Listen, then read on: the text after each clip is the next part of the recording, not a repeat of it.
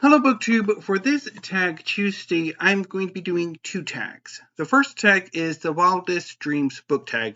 This tag was created by Heather Reeds, and I saw it on Margaret Pinard's channel. So I'll leave links to both channels in the show notes down below, as well as a copy of the prompts if you would like to do this tag yourselves. And if you would like to do this tag, consider yourselves tagged. Question number 1. Your fantasy time and place to read a book.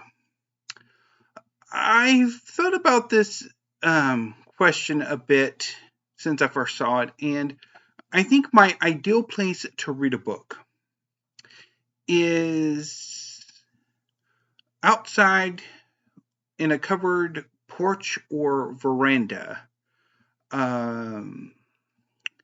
Late afternoon in the spring or fall. Question number 2. Your fantasy personal library, or your personal library if you have attained your fantasy. So this question calls to mind a tag that I did about a year and a half ago about decor. And one of the questions related to a dream home. And I want to revisit the part of the dream home that would have been my bedroom and library. So in the dream home, how I see it is that I would have a large bedroom, which would act more as a personal library.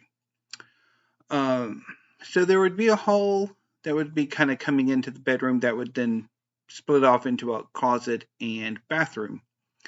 And the bedroom itself would be lined floor to ceiling with books along the wall, except for maybe a small window kind of lining the top of the room. Around the space, there would be columns that would have basically be four-sided bookcase, or like those long double-sided shelving units that you see at like bookstores or libraries. And then at the center of the room would be my bed with a basically the bed frame, and the headboard and a footboard would also be bookcases. So it'd be, as much as possible, a bedroom that is also a personal library. And that's the more modern version of what I would like to do.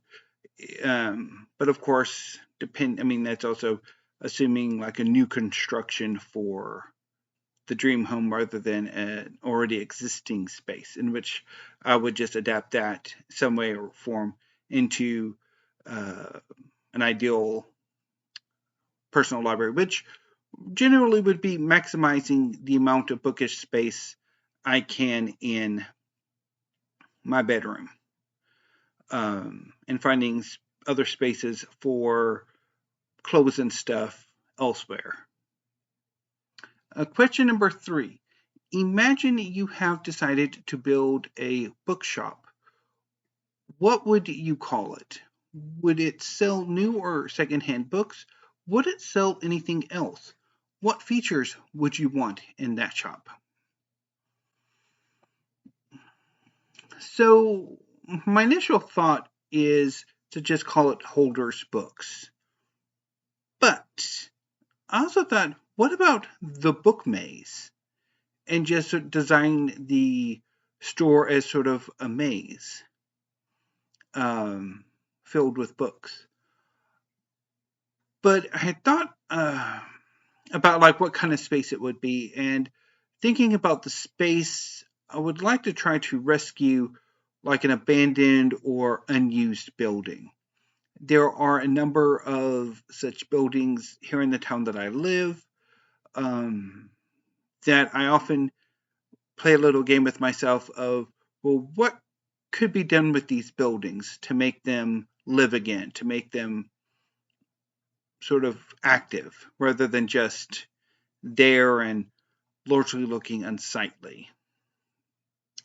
The bookstore would sell new and secondhand books or used books, although I think it depends upon the space.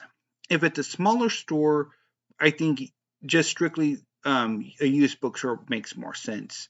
But if it's a larger space, then new and used books would work. I don't know if I would want to sell anything else. I know a number of bookstores do sell like merch and um, other things. I know there's a used bookstore that's sadly in the process of closing that used to sell jewelry made by local artists. Um, but I think I would limit it to just maybe store merch rather than anything else. I don't know if I would really want to have like a cafe or a coffee shop attached to the store or anything else, because there comes a point, I think, where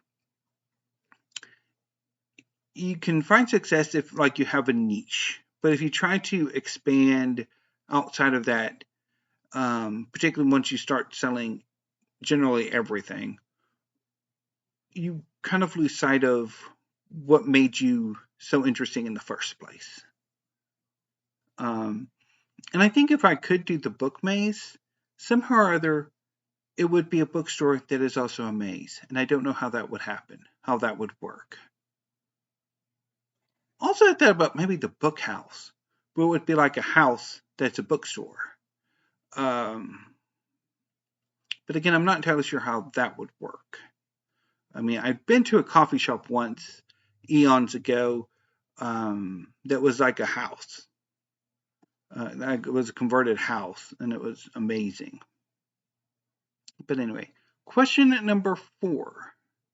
One person, not a Booktube creator, with whom you can have a good conversation about books.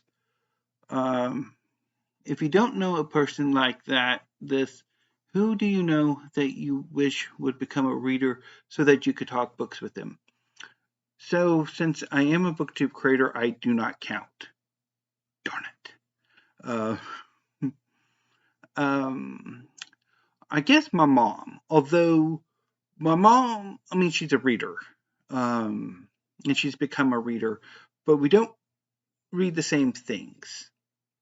So it's sometimes hard to have bookish conversations because, but I don't know who I would wish would become a reader, or like a reader with my own tastes, because I don't know necessarily if I would actually want to talk with the people I know.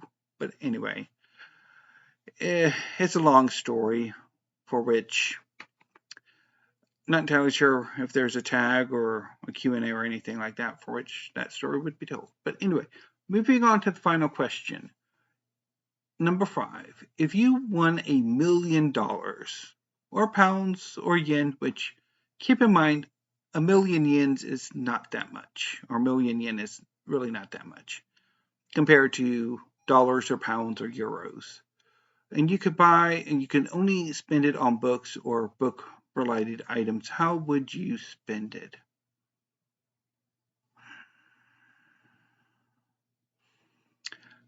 I would probably do the most epic book haul or series of book hauls imaginable. Just absolutely. I would go bananas. Although I would also probably have to spend some of that to buy a new space to fill with new books. But oh, that would be an epic book haul to end all book hauls. So anyway, Booktube, that was the Wildest Dreams book tag. If you'd like to do this tag, consider yourselves tagged, and I will be back to take stock of the year so far in my reading. So until then, Booktube, thank you, have a great afternoon, and stay safe.